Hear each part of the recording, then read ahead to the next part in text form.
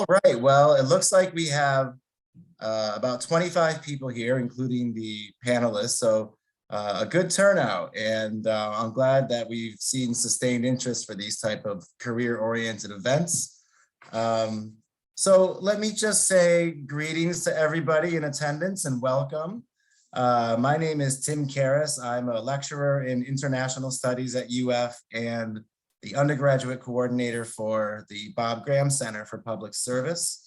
And we at the Bob Graham Center have planned this event, which we're calling Gators Going Global, Living and Working Abroad, to give students like you with international interests more concrete visions of the types of careers you might want to pursue when you graduate. And in all fairness, actually, the Gators Going Global, Living and Working Abroad title isn't entirely accurate because two of our panelists are doing international work out of a home base in Washington, D.C., but still traveling and keeping global issues on their mind. This is the second of our internationally focused career events. We had our first one last semester, which was a great success. And the focus of the last event was more on the private sector, I might say, while today's very accomplished panelists are involved in what we might call international public service, working in some capacity to support the well-being of people and communities worldwide as a primary goal, a primary motive for their organizations or government in the case of Hunter. Okay, so I don't want to speak for too long to make sure we have enough time for all of your burning questions, but let me just briefly cover the format of the event so everybody knows what to expect.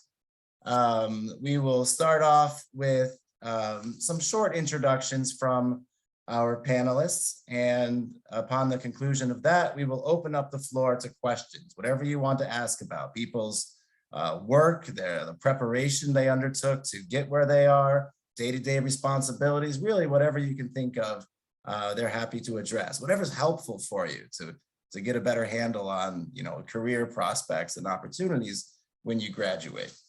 Okay, and in order to ask questions, we have a couple options. You can certainly use the raise hand feature on Zoom, and I'll be able to see that and call on you. Alternatively, you can feel free to drop a question into the chat, and I'll be monitoring that as well to look for your student questions. And I think that's pretty much the basics. So let me briefly name our panelists for today before letting them dig a little deeper and introducing themselves more thoroughly.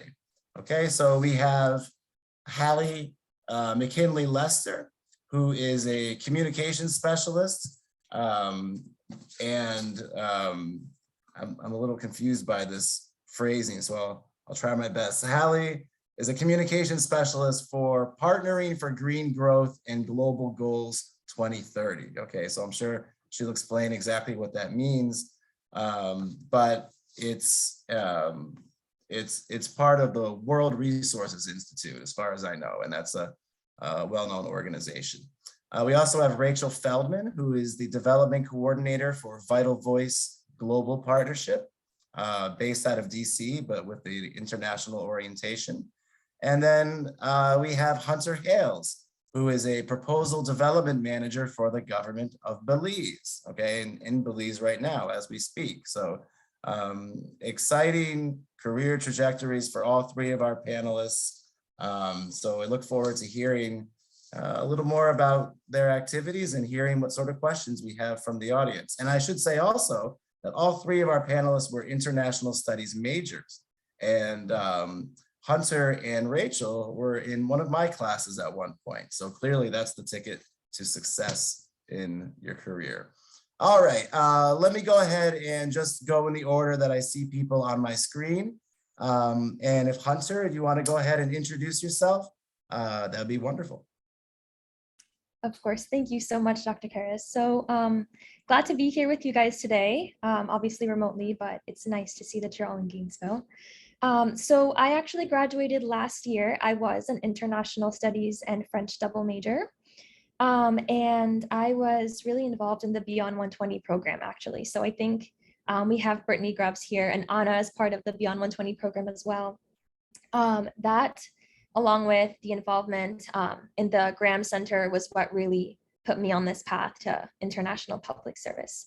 I was actually also involved in the ELI Conversation Partner Program, so I really loved getting to interact with international students. I love traveling and just getting to know other cultures, so that was great for me on campus.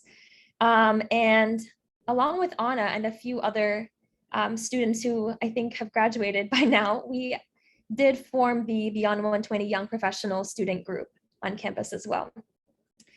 So as a student, I really took advantage of UF study abroad and pretty much any opportunity I got to go global. I got to do the UF in Paris program. I interned in Argentina at an environmental NGO. I participated on a few Beyond 120 excursions. The first one to London, the first international excursion right before COVID ended it all. And I also got to go with a few other members of the Graham Center to Qatar for the Doha Forum in 2019. And that was instrumental in also putting me on this path. It was really great to be able to participate in something like that. I was in Dr. Karras's class. I was in his senior research seminar class, and I chose to do my project on climate change, so the intersection of climate change and human rights. And I focused on climate-induced migration in the Sahel and Europe's securitization of the climate change refugee. And it was at that point where I realized that the human rights and the refugee studies aspect that I was in love with all throughout my undergrad kind of had that climate aspect now. And that's sort of what I wanted to dig a bit of, I wanted to go deeper in. And I struggled with what to do after graduation. I didn't know if I wanted to go straight into a master's or a PhD program, because I just didn't pinpoint exactly what area of study I wanted to do. So I chose to apply to a few jobs, and I was actually born in Belize, so I have citizenship here, and I chose to throw my hat in the ring over here as well. And I got so fortunate to land where I am. I'm a proposal development officer in the newly created climate finance unit within the Government of Belize. So this climate finance unit came out of the COP26 summit in Scotland of last year. And this was the Government of Belize's way to fast track and really just dig deeper into climate finance. And we wanted to see how we could upscale the projects that we currently had operating in the country as it pertains to biodiversity, as it pertains to conservation, sustainable development, all of that. And so I got recruited into this new team, and that's what we're doing now. So this is my way of getting as much practical experience as I can in preparation for grad school, hopefully in the not too distant future. So thank you so much. Thank you very much, Hunter. Next on my screen, I see Hailey. So Hailey, would you go ahead and introduce yourself, please? Sure. Hi, everyone. My name is Hailey McKinley Lester. Nice to see all you here today. I graduated from UF in 2018 with majors in international studies and history. And so I currently work as a communications specialist for P4G. I know it's a very long title, Partnering for Green Growth and the Global Goals 2030. Say that 3 times fast. We are a platform hosted by the World Resources Institute, which is an international environmental think tank / NGO. And we work specifically on supporting public-private partnerships that are aiming to meet the Sustainable Development Goals and the Paris Agreement. So we support partnerships in our 9 partner countries, in developing countries, to try and support business solutions to climate change. So essentially providing them with funding, but then also advisory support and government connections to advance policy reform. And so at P4G, I work as a communications specialist. So that means I work with our head of communications on our overall communication strategy, which works across our teams. And then I also lead our newsletter, our media outreach, and our communications for our partnerships focused on energy and zero waste.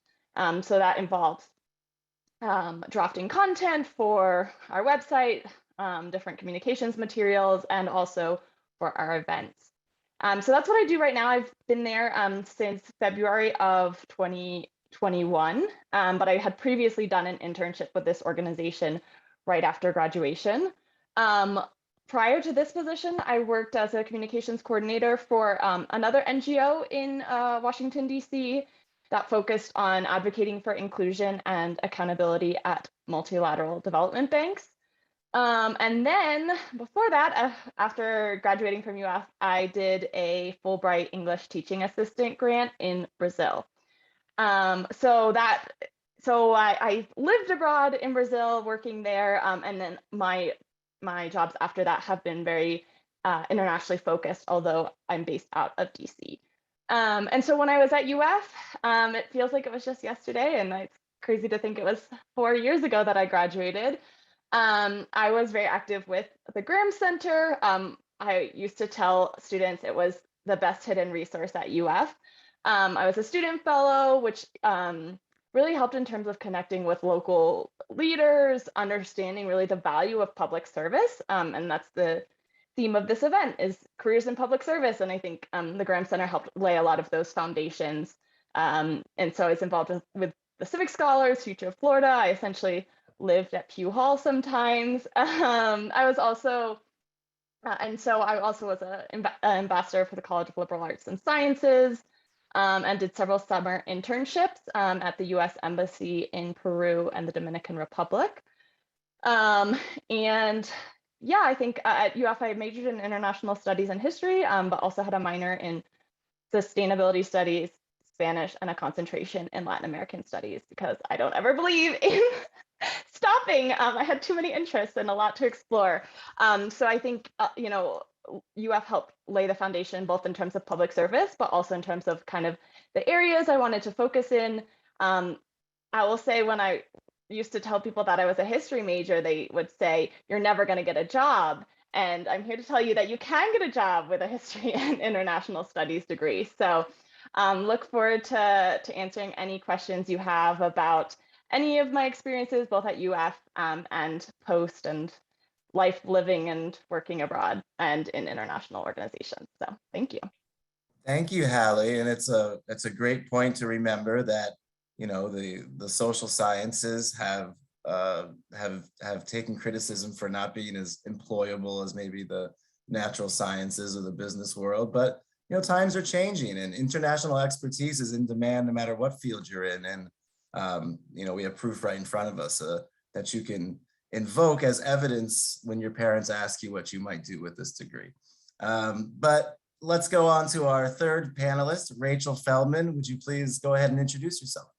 Yeah, definitely. Thanks so much, everyone, for being here, and Dr. Karras and Marianne and Dorothy and everyone else who put this together. This is so great. I'll do as many of these as you asked me to do. So fun talking to everybody. So I'm currently living in Washington, D.C. I am a development coordinator at Vital Voices Global Partnership, which is an NGO that supports and invests in women leaders around the world. So whether they're business leaders, entrepreneurs, human rights advocates, political leaders, and we've even invested in Nobel Peace Prize laureates. So any kind of women leader, we have programs that are tailored to support them and their needs and invest in what they need to build upon their capacity of what they're already doing in their own communities. So it's an international organization. We've invested in over 20,000 women leaders since we were started through a State Department initiative by then First Lady Hillary Clinton and Secretary Madeleine Albright. So that's how we started in '97, and this is our 25th year, so still going strong. But let's go back in time, I guess, to college. So I graduated in May of 2019. At UF, I studied international studies with my regional focus in Asia, and double majored in economics and minored in nonprofit organizational management, or no, it's called nonprofit organizational leadership at UF.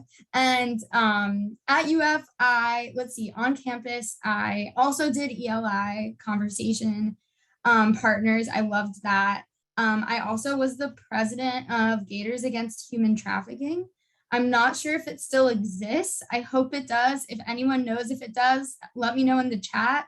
But I really love that. That was about making the UF community aware of human trafficking in the Gainesville area because it does exist. But I also, I volunteered at Peaceful Paths, which is in Gainesville.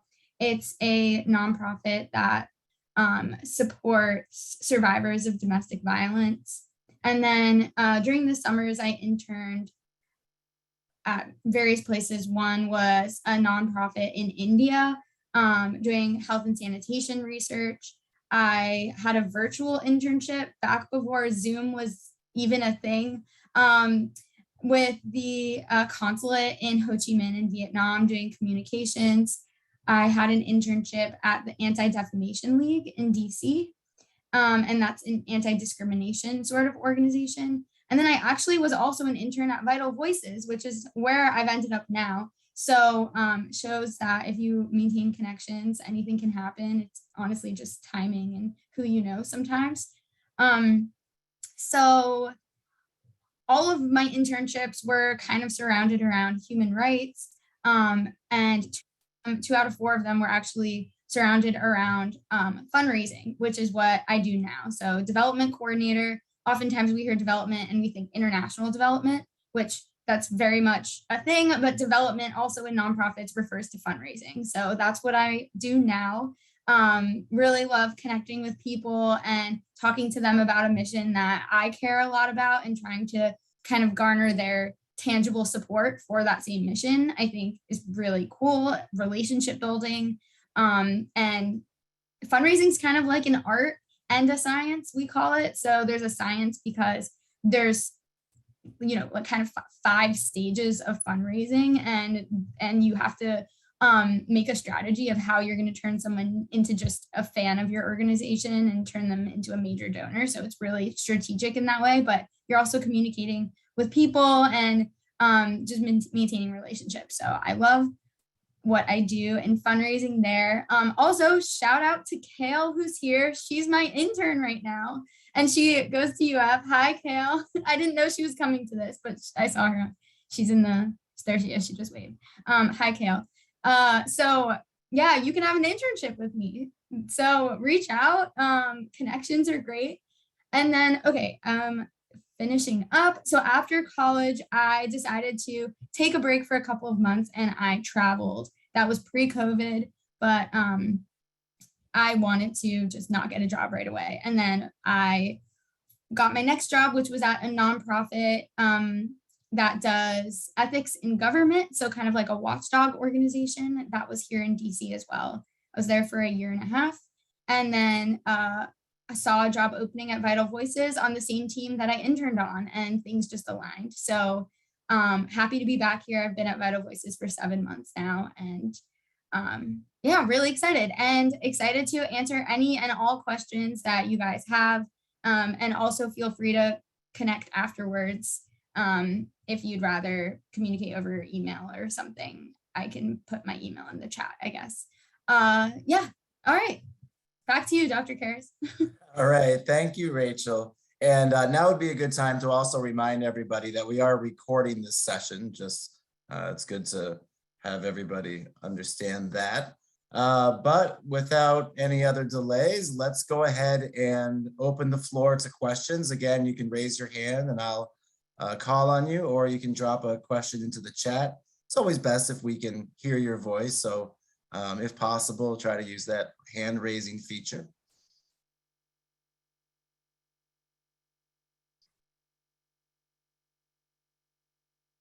Questions?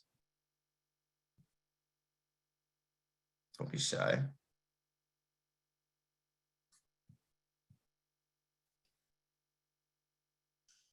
All right, we have a question from Anna.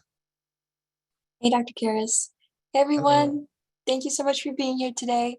I guess this question goes to Hunter, but Hunter, can you speak a little bit on the projects that you're currently working on? And I guess, that have come out of COP.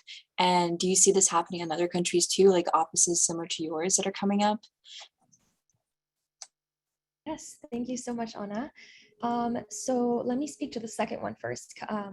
Yes, out of COP, ours was pretty instantaneous. COP happened in the fall, and this we launched in January, first week of January. So our government really embraced this initiative. We have had talks with other countries. Actually, my colleague had a meeting with St. Lucia just last week who wants to emulate something like what we've been doing.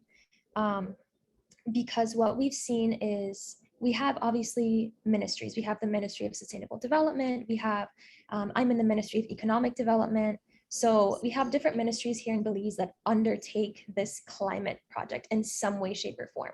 But what we wanted was a hub where projects from the private, public, civil society organizations, NGOs, anyone could really throw their hat in the ring, right? So if you have a project idea for whatever sector it is that you represent, and you need funding or you need technical assistance, or even if you just want us to know what it is that you're doing, right?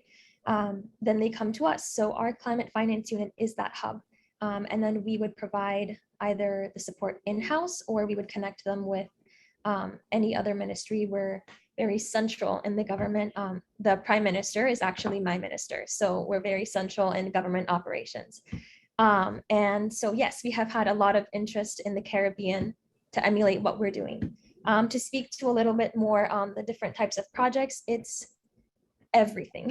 Everything involves climate change, and everything needs climate finance, if you really think about it in this day and age.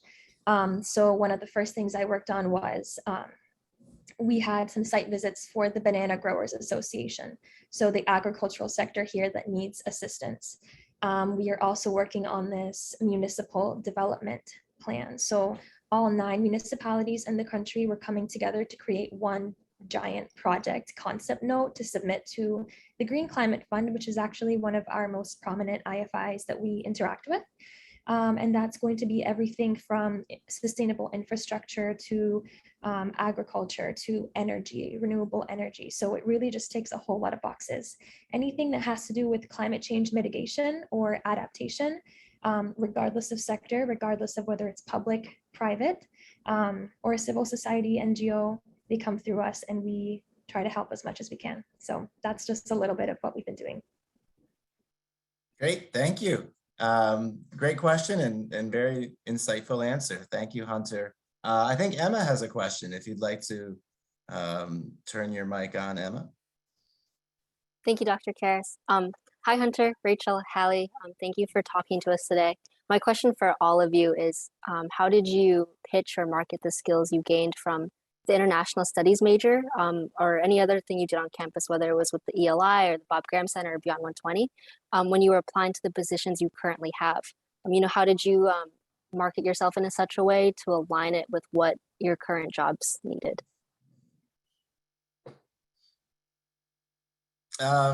We can have anybody jump in on this. Anyone want to address that first? Sure, I can go ahead. So I think it's a little harder to say for my current position because I've been out of university for several years. And so I didn't talk quite as much about my undergraduate experience, but I do think my undergraduate experience was provided building blocks for the other positions that then helped me get this current position. And one of the main ones is that I did an internship with my current organization right after I graduated from UF. And so I would say there's a couple of things.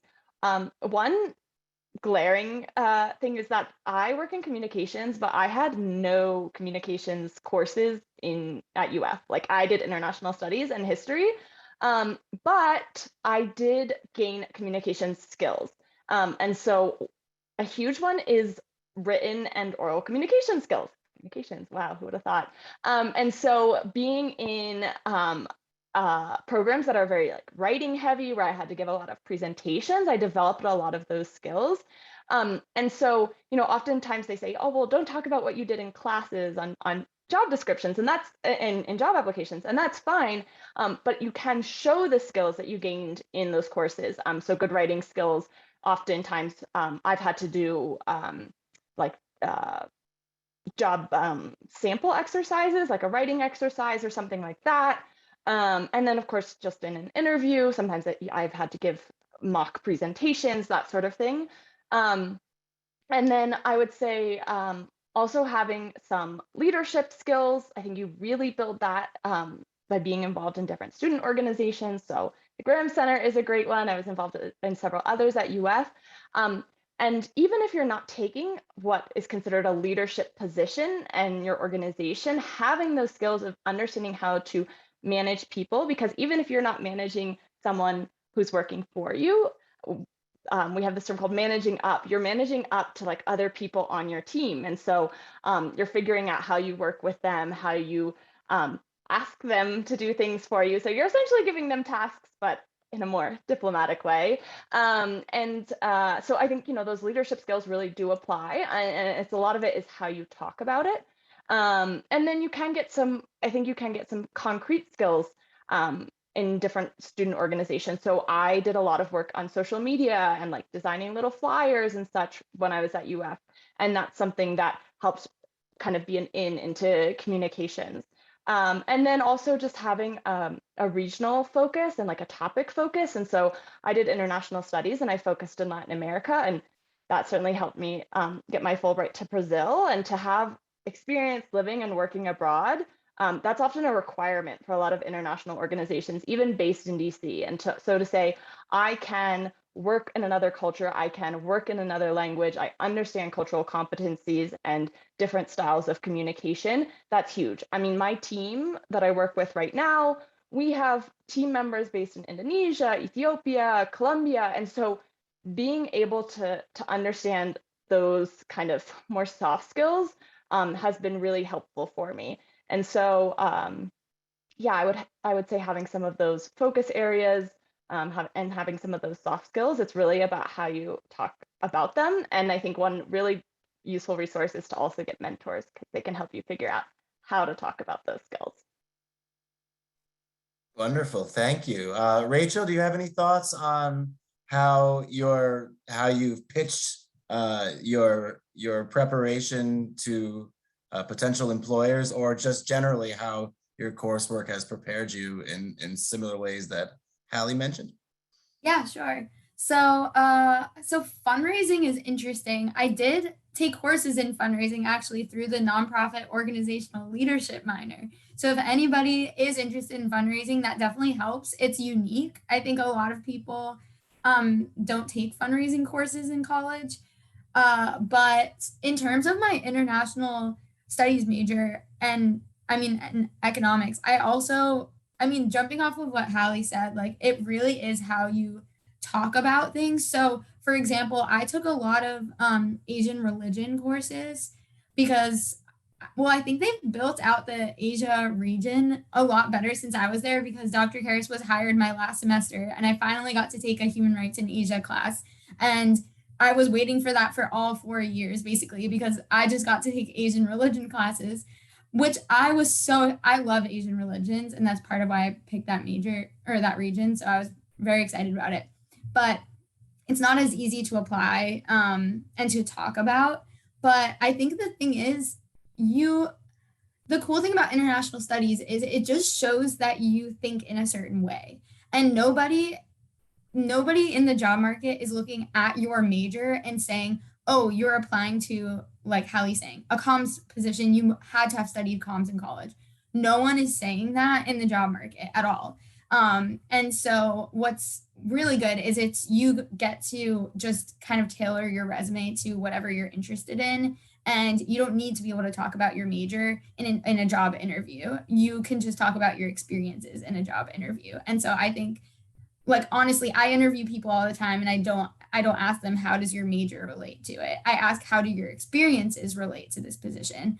And if they want to talk about their major, they can, but they don't need to. So again, I was interested in things like human rights. And so I did, I worked at Peaceful Paths, which if anyone is interested in the more global concept of GBV, it's on a community level at Peaceful Paths, if gender-based violence is GBV. So, you can kind of like think about those broader global issues that you're interested in and find it on a local level in Gainesville. I think that's something that that can be really valuable. And then again, just finding something you're interested in and be able to talk about it. You know, I mean, fundraising, I didn't need to.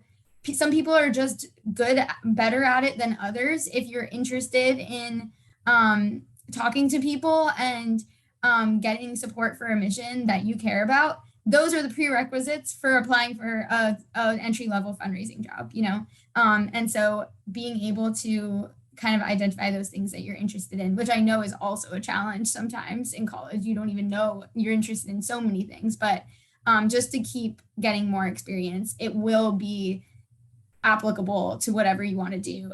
You just need to be able to frame it. Yeah, wonderful, Rachel. This is great advice that we're hearing from all of you. Hunter, I'll give you a chance if you want to talk about this, or we can move on to the next question. Yeah, I think they pretty much summed everything up. Sure. The one thing I would add is just something that you can find from your major, but if you travel, if you've been abroad, if you've ever been in a situation that you had to adapt to something, whether it was you succeeded or not at it, just having been in that uncomfortable situation, that has been incredible. Because in my job, I came in with no precedent. This is a new position, it's a new unit. So there wasn't anything, there wasn't a job description or someone that I could ask, how did you do this before? So everything has been sort of a learning experience and trial and error. And everyone here has a finance background, economics background, and I didn't. So for me, it was very much being uncomfortable and being comfortable with being uncomfortable. But really just not necessarily the fake it till you make it thing, but knowing when you can step up and knowing when you should listen to others and then impart your wisdom afterwards. And I think that's a really, really nice skill that I learned at UF through Beyond 120, through talking with alumni in panels like these, quite honestly. You can do it anywhere. That practice, just being on the spot or having to talk about something really quickly is great. So whether that be in a classroom, discussion forum, whatever it is, I highly recommend honing that skill. Thank you, Hunter. I see another hand from Abiyu. Abiyu, would you like to ask a question? Sorry, I was muted. Yes. So I sometimes find very difficult, I'm a senior, and I sometimes find very difficult to like apply to jobs. Like I look through LinkedIn, but I don't know exactly how to proceed. So I just wanted to know, like, how do you guys do it? Where do you guys look? Are there any websites that you recommend? Sorry. Are there any websites that you recommend or anything in particular that you guys did that made you find those jobs that you did? Even the ones that you did before, the ones that you're in right now. Yeah, how do you find these jobs that are suitable for international studies majors? I mean, where do you start? It's a really important question, and it's not always clear for people until they dig into that process. Anyone want to take that question? I can go first. Yeah, thanks, Rachel. Yeah, no problem. So I got my job 7 months ago. So I'm not sure, but maybe I'm the most recent of the three of us to be applying for jobs. I can't remember. But anyways, two things for me stand out. Number one, I go on Idealist. Idealist is for anybody any job that is in the nonprofit sector or basically going to try to make the world better. All of those companies and organizations post their job applications on Idealist. So I find that the easiest way to kind of narrow it down, because LinkedIn jobs is overwhelming. It's really hard to narrow down on there. So Idealist works for me. And then in terms of getting it, I mean, the second step is, so you go on Idealist, you see a job that you like, that sounds interesting to you. Then you go to LinkedIn and you type it in and you see if you have any first, second, or third connections who work or are affiliated with that organization. And so basically what that means is if you have a connection and they have a connection who works there, then it'll come up. And so one, and then so then you can message your connection depending on how you are connected to them and say, hey, I'm interested in this job. I saw that you were connected to blank. Would you feel comfortable like making an introduction? I would love to talk to them about the position. And so you can, and then you just reach out to that person if they connect you, and you say, and you do an kind of an informational sort of interview. You don't want to say on the onset, I'm applying for this job, will you recommend me? Because no, they don't know you. That will rub them the wrong way. But if you reach out as if you're just doing normal networking with them and say, wow, your job sounds so great, tell me all about it. And you'll find when you're networking, people like to talk about themselves. They really do. Just ask them questions and act really interested, because you are, right? You're trying to get a job there in this hypothetical.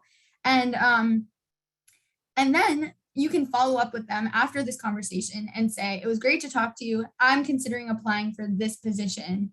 Do you have any recommendations for me? And again, not being outright, like, can you submit a referral? Because that's kind of awkward in this certain circumstance. If you know someone who works there, maybe it's different. But anyways, it really helps when you have somebody who is somehow connected to an organization. Just to even mention your name in the application process can help tons.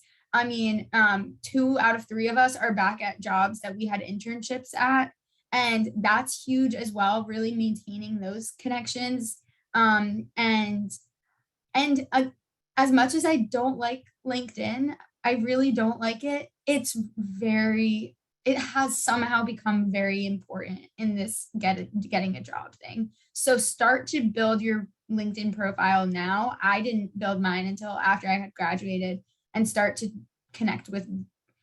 LinkedIn's different from Facebook. You can just connect with people who you've somewhat interacted with. You don't have to be their friend, and to start building that, because then you'll have more second and third connections in your pool when you're on Idealist. This is very specific, but this is honestly how I went through the job searching process. So hopefully that's helpful.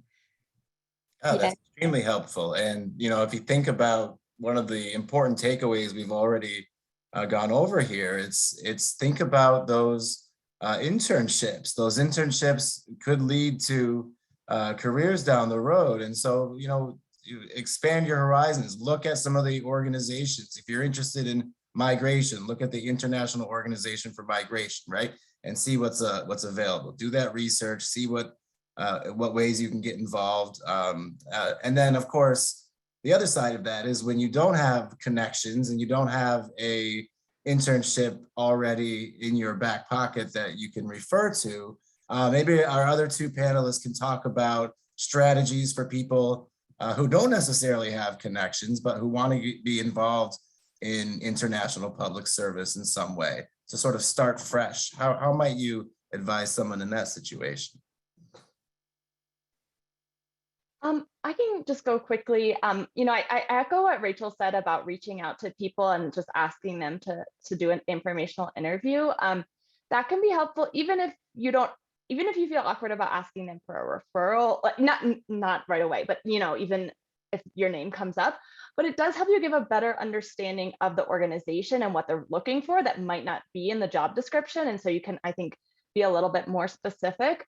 But I was often told, oh, to get a job in DC, you have to have connections. Like, that's the only way, which from an equity standpoint is very problematic. And so my biggest piece of advice, especially for women and people of color, is to apply to jobs you don't think you're qualified for. Even if you meet like 50% of the qualifications, apply. You will get rejected a lot. I got a lot of rejections, and it's hard. It can be like mentally taxing. Wow, nobody wants to hire me. I was applying for jobs right at the start of the pandemic, and a lot of people, I was doing interviews and then they just stopped the hiring process, and it was really discouraging. But part of it is just, you got to keep going. You've got to be resilient and apply for things even if you don't think you're qualified. My first job that I got after my Fulbright, I had no connections. I found it on LinkedIn. I thought it was interesting. I did my research. I put together a solid cover letter, and I applied and went through the process normally. And I think there is a big push at least like in my organization, we are having a big push to not only do things based on connections, because that is really, it's an equity issue. And so to really look at someone's application, to really think about what they can bring to the team. And as someone who hires people, and especially interns, one thing I really look for is people who would admit and say, I don't actually have experience in this specific thing, but I'm really passionate about it and I really want to learn. For me, that is even better than someone that has all that experience, because it shows me the person is going to do a good job and they're going to learn. And that's, especially for an internship, that's what's important, is that they learn. So I would say always go for it. Great advice. Hunter, do you want to add anything there? So I'm just going to merge exactly what Rachel and Hailey said.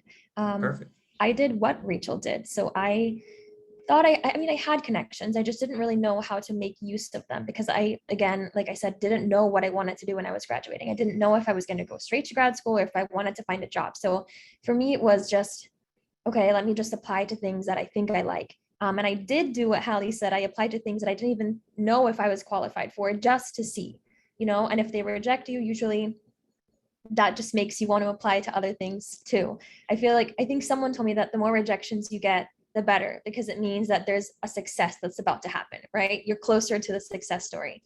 And another thing, if you don't have any connections, that's okay. That's what this forum is for. That's what UF is for. The more people that know what you like and what you want to do and what your ideas are, the better, because you don't necessarily have to search for them. Sometimes they'll find you. So I had a mentor that spoke at a panel just like this the year before I graduated, and I just reached out to her and I said, listen, I don't know if I want to do what you're doing, but I like the way that you did it. Can you give me some pieces of advice? And she connected me to about 5 different people that work all around the world in different jobs, different sectors, and just talking to them made me more comfortable with admitting, okay, maybe I don't have the experience for this, but I'm willing to learn. And that is actually how I got my job. I networked, I got it through networking, but I was very honest. I was very forthcoming. I said, listen, this is exactly what I want to do. This is the area that I want to focus on, but I just don't have that one technical piece of it. But I have this, I had the writing skills, I had the research skills, I had the intercultural competencies, and I think I sold them on that. So again, those soft skills are great. But networking, if you don't have it, you can build it. Just let people know what you're into and they'll find you. Wonderful. Thank you, Hunter. And I imagine you bring a lot to that group because of your different academic preparation. You said it was all finance and economists. So, you can sell it that way. And if necessary, you really want to be involved in something, and, don't sell your own experiences short for certain. We had a question here from the chat. If I'm pronouncing it right, it's Saika. The question is, what are some challenges that any of you have faced during your careers, and how did you overcome them? Some challenges that you face. So think into a time when, professionally or personally, while, employed in these global organizations, you might have encountered a challenge. Anyone have something come to mind? Rachel, you're nodding. Do you want to share first? Sure, I went first last time. I was gonna wait if anyone else wanted to, but something definitely comes to mind for me. So I guess I'll just go. Please. Okay, so to give a bit of background, so I was hired at this job in August, and as probably everybody here knows, because you're all international studies majors, mid-August was when the Taliban took over Afghanistan again, and my organization, Vital Voices, decided to, since they mainly target women leaders specifically, and that's what our organization is about, we decided to help evacuate over 1,000 women leaders and their families from Afghanistan. We chartered planes and brought them to safe countries. Most of them are still in Albania, actually, and we're still helping them transition and get permanent resettlement in Canada. I had my first day of work on September 1st. And that was about 13 days after this happened. And we launched a huge fundraiser to be able to fund everything I just described. We raised about $7 million in 6 weeks through this effort, over about 7,000 donations, which is pretty unheard of for an organization who doesn't raise that much in, I mean, it's about half of what we raise in an entire year in about 7 weeks. I came in as the development coordinator, and a lot of my job is donation processing. And so to have that amount of donations, as I also found out on my first day that my manager had given her 2-week notice just by bad timing. So I had about 7 days to learn my entire job, as well as we were pretty much drowning in donations that had to be processed. On top of that, on my first day of work, I tested positive for COVID. And that was Delta. And so I was actually pretty sick, but I lost my taste and everything. I was okay, but to have this blend of factors was definitely the hardest work challenge I've ever had, if not like one of the larger challenging periods of my life, honestly, which I realize I'm like fortunate and privileged to be able to say that, but just not to like understate how difficult this was. And so in terms of answering your question, patience is huge, and one step at a time, honestly. I actually, after I finished my quarantine period, I went home to Florida because I felt like I really needed the support of my family. It was really a crazy time. I was basically felt like my manager left, and I felt like I barely knew how to do my job at the same time as these donations would not stop coming in. And that's just overwhelming feeling. But honestly, I just would say to myself, one thing at a time. That's all you can do. And we were behind on closing our books for that month, of course. We were about 2 months behind for a little bit, but I caught up. We caught up. And now I would say I've gotten good feedback that I'm doing very well at my job. And so this is 7 months later. It did take probably 6 months for me to feel like settled, like we've caught up from everything. And 6 months is a long time, and you really can feel like it's just gonna be difficult forever. But to have a positive attitude, number one, just work through things slowly but surely, and to when you get overwhelmed, take a step back, and things, you can do it.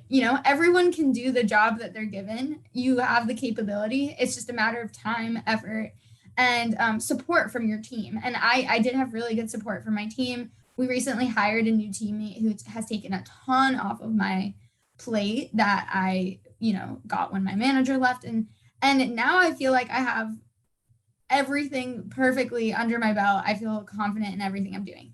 Yes, it's 7 months later.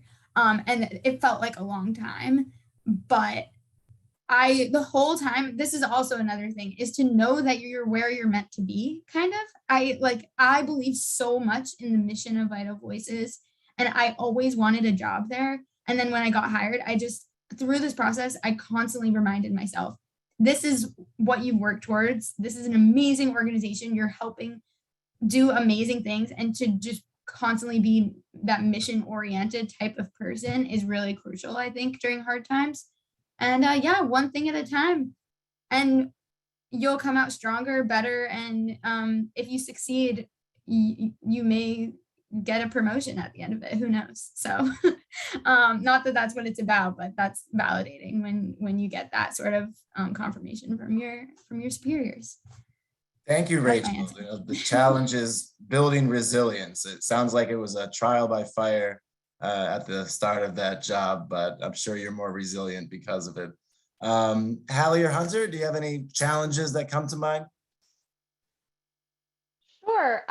I'll go, since this is about working abroad, I'll go a little bit back to my Fulbright in Brazil, which was it had a lot of challenges. I would say a big one is the language barrier.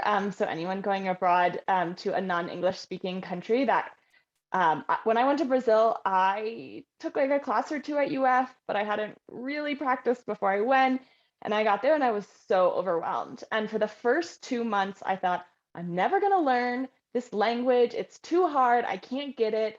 I just, and my brain was working so hard every day trying to understand just something as basic as going to the grocery store, that it was exhausting. And I thought, what did I get myself into? I've made this terrible mistake. I also had a supervisor who was very set in the activities that they wanted us to do. And those were not always the activities that made the most sense for students, because I worked at a federal university in Brazil. And so trying to find ways to respectfully push back and do something that would actually be useful was definitely, that was my first time really having a challenging manager. And so that was hard. That was a learning experience. The language was a challenge. And then also, I would say, like, feeling like my work didn't matter or didn't make a difference. Like, we would plan these events and I would be so excited, like, wow, I'm going to teach about, I don't know, the US in the civil rights movement today. And I'm like really passionate about the topic. And I put it all over social media and I think people are interested. They say they're coming and 2 people show up. And it's frustrating to put all of that work in and to feel like nobody is benefiting from it. And so, and I often had this feeling of, here, the US and the Brazilian governments were funding me to be here. I was supposed to be doing, all this work affecting all these students, and I didn't feel like I was making, I felt like I was benefiting more than I was giving back. And so I think that was just like an internal struggle.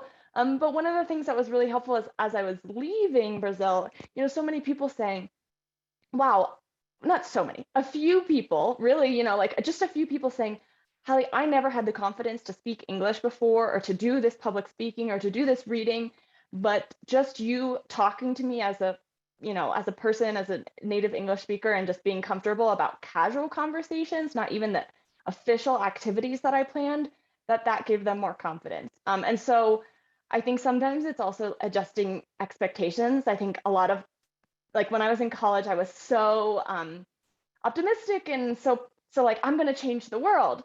And the way we change the world varies based on our jobs, based on, our circumstances. And, in one, for 1 year, you may be doing at a very small level. Currently, I do it at a much bigger level. And so I don't see the people I impact, but I see the numbers and, that's valuable. So accepting different levels of the impact you're making, and realizing that even if it's small, it's valuable. That's especially in a public service career, that can be something that's challenging to come to terms with, but it's really valuable in the end. Thank you, Hailey. We have another question here from the chat. If Hunter, you're willing to answer, since it's sort of your turn in the as we go through each of your answers. But if you would like to, the question says, in order to apply to work or intern at an international organization, is it absolutely necessary to have an international studies major with a specific concentration, or are experiences and internships in related work enough? Yes, thanks for that question, Krissa. So I would say no, you do not have to have a certain major to work in these organizations. I'm pretty much an example of that. So climate finance has nothing to do with really what I studied, but it almost has everything to do with what I studied because my major was interdisciplinary. My major was crafted the way I wanted it to be. And through my research and through the internships that came out of this UF experience, that is how I got this job. So I would say the concentrations that you make definitely help. They're not completely unrelated, right? Because if you want to work for an NGO that deals with sustainability or environmental studies, then if you concentrate in that, you already have a leg up because knowledge is knowledge and knowledge is valuable no matter where it comes from, academic or experiential learning wise. But again, that's not all. So they want to see what it is that you've applied, what are the things that you've learned, what are the practical experiences that you've had. And that's where the internships and orgs that you can volunteer with really come into play. And for me, that's how I got it, because that is where my experience that tied into this came from as well, right? And if I could just really quickly tap into the question beforehand, something to keep in mind if you're trying to do international public service, we went to school and you are going to school in the United States. And that does not mean that you're going to work or move to a place that has the same government structure, that has the same social structure. And that is what I had to deal with, was I had to change my frame of mind because I'm working in a developing country for a government that has like completely different priorities, completely different capacities of doing things. And just the government structure is completely different too. We have the Queen of England as our head of state. So everything is completely different from what I am used to. And just making sure that you're not bringing those biases from wherever it is that you studied or wherever it is that you grew up, that will help you. Any frame of mind that you had when you were in undergrad definitely will add. You can only contribute really in this capacity working, but it's not all. And you have to be comfortable with learning, and you have to be comfortable with changing that frame of mind whenever necessary. So that's what I would say. Thank you, Hunter. Yeah, certainly. And I've heard this from many employers that sometimes, the specific major that you choose matters less if it's a social science major, if it's something that shows how to have an analytical approach to information and how you can write. So and that's a really important lesson to remember. And it applies in other fields too. We have doctors who didn't study pre-med. They had a philosophy degree, ended up going to medical school. So it's usually, there's a lot more to it than just your major. I think we have time for one more question. Does anybody have a final question?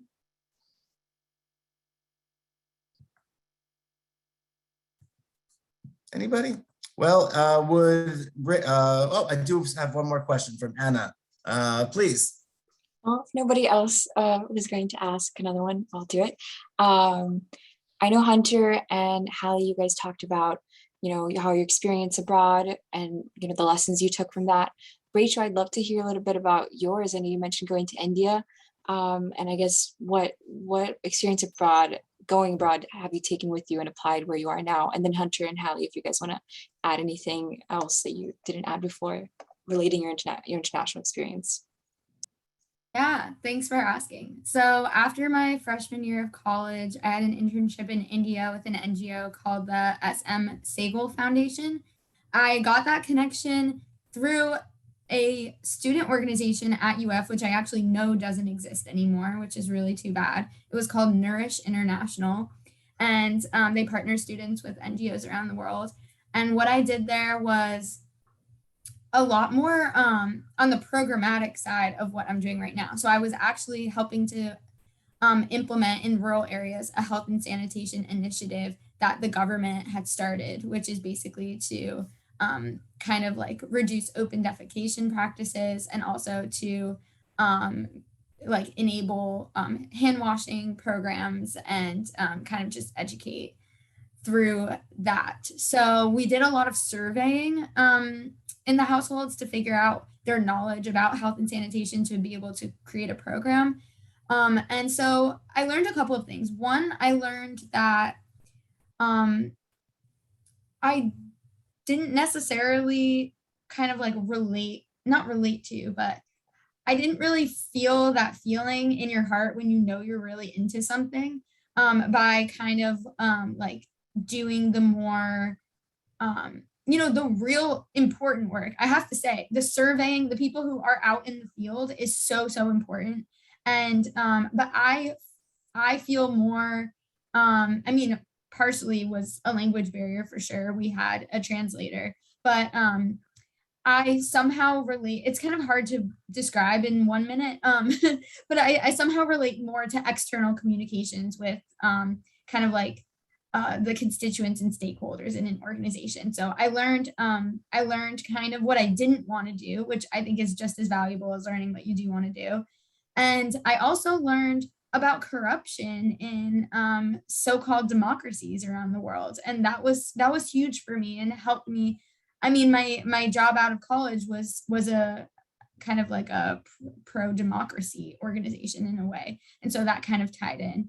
And kind of just like the human rights aspect of why kind of like failing democracies are a lot responsible for the conditions of their citizens, to put that really shortly. And how did it apply to what I'm doing now? I mean, being able to talk about that experience is really important. And I mean, in my job, since it's an international organization, they do like when you have international experience. It shows that you've really kind of like been there and done the work, even if you don't want to necessarily be there anymore. It shows a commitment to a mission. I wouldn't necessarily say it's a prerequisite at all, though. And I will also drop my email in the chat if you want to follow up on that. Wonderful. Thank you, Rachel. And we're just about to 6 o'clock, so we'll probably end things here, but I will leave the Zoom interface up for a couple more minutes if people want to drop their email addresses, and if you'd like to stay in contact. The UF alum community is rather large, and as someone said before, usually pretty helpful. So I just want to give a big thank you. Let's have some virtual applause for all of our panelists here. If you know how to make it, yeah, there you go. That's what I was looking for. We can't thank you enough for taking the time out of what I know are your busy days to come and speak with the students who are just chomping at the bit for information about careers. What can I do with this degree? So it's incredibly valuable information that you've imparted here.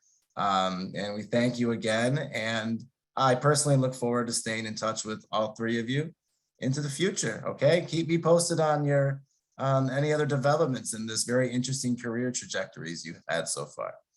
Okay, well, thank you all to the attendees for taking the time to spend an hour with us. And I'll see some of you in class. I recognize a lot of these names, and otherwise, have a great evening and take good care. Thanks, everyone. Thanks, y'all. Go Gators. Oh, it was nice to meet you.